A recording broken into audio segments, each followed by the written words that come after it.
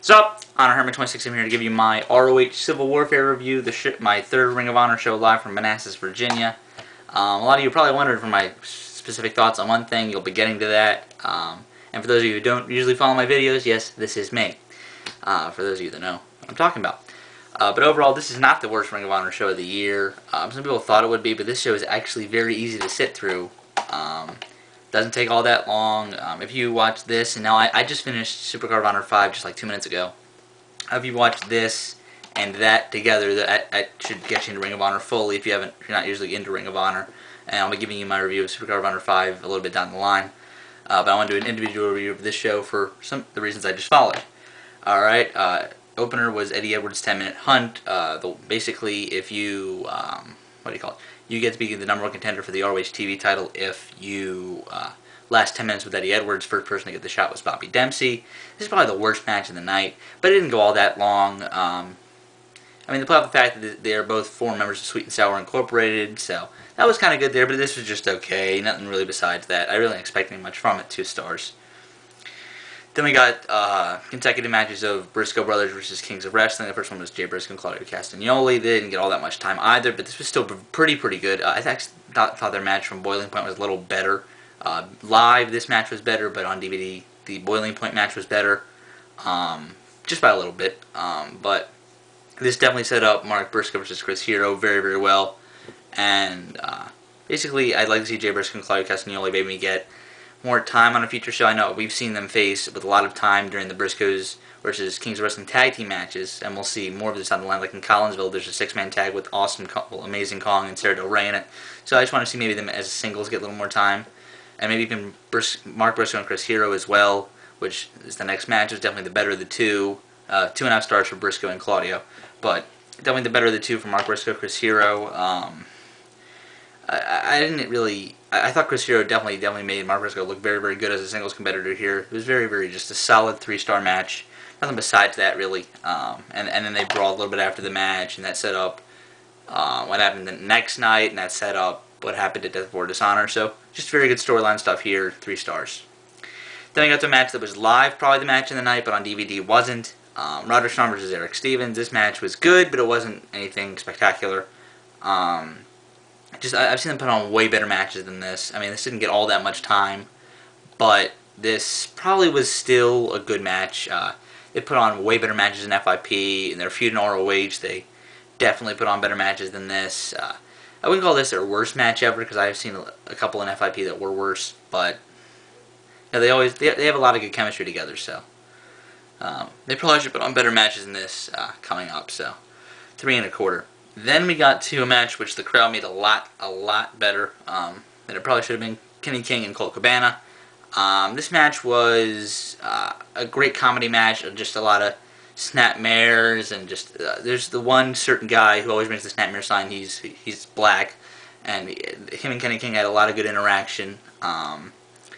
They're kind of our leaders, and him and his friends are kind of our leaders, and getting the whole snapmare thing started. So. And that guy is friends with everybody, and he creates the whole, if you hear sometimes in the crowd, the whole Japanese thing, 1, 2, after we count, they do that, and you can hear it during this match. He yells during submissions, ask him, all the time, so. It's not annoying at all, it's actually very fun, and everybody joins in with it, so. He's the guy who kind of started that. I don't even really know his name. I think it's Anthony, I'm not sure, but, because I met him at Contention, and actually at Isla Storm 2 as well, but I didn't talk to him this time. But anyway, get back to this. This match was a great comedy match. Kenny King actually drank Ace Stone Knight's beer. You can see on the DVD. And just very good match. I mean, I like to see these two get a little more time because I think they actually have a very good styles against each other and a lot of chemistry. So we'll see that. I don't want to ruin any of the spots that happen to make this match better. But this leads to Kevin Steen coming out, attacking Colt Cabana.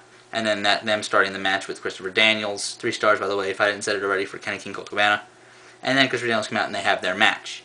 Now, a lot of you are probably wondering for this match how I'm going to rate it. I'm going to give it 3 stars because it was a good as a wrestling match, taking out everything that happened with me and Kevin Steen. Now, I slowed it down. I can tell you exactly what I was thinking the entire time.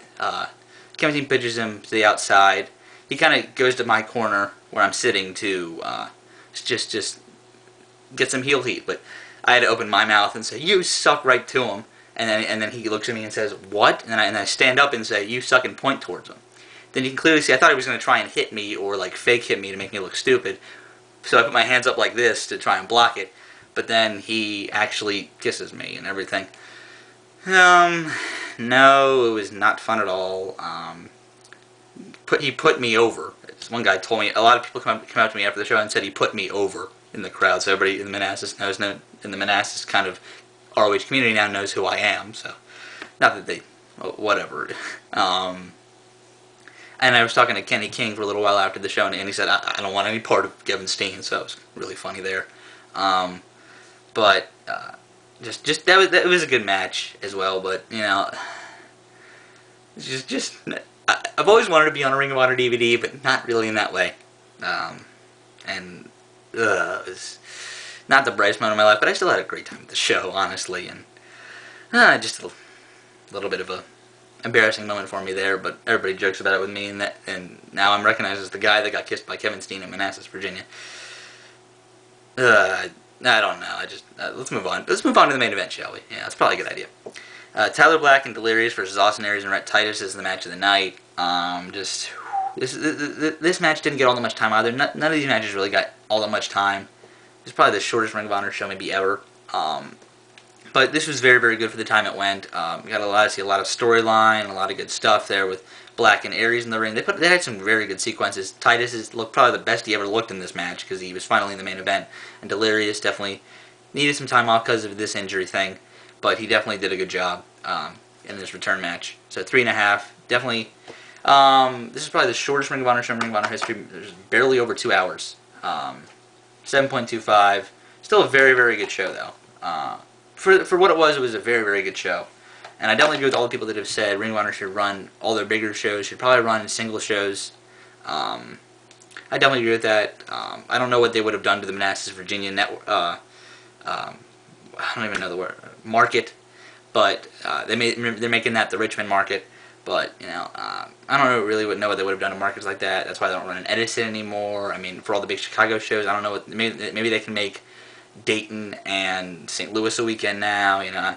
I don't know, but Manassas, unless they start running regular shows in Philly again, there's nothing really that is good to do it with, unless the New York. But New York usually gets bigger shows, so it kind of loses its value there. But I was glad to go to the final 3 Manassas shows, and they were definitely probably the most fun shows I've been to of the 5. And well, the 2 coming up that I'm going to Dragon USA and Chikara are going to be amazing as well. But the 2 WWE shows I went to really weren't. They were a ton of fun, don't get me wrong, but just being there at Ring of Honor is just something totally different, something great. Alright, 7.25. Thanks for watching. I'll see you guys later.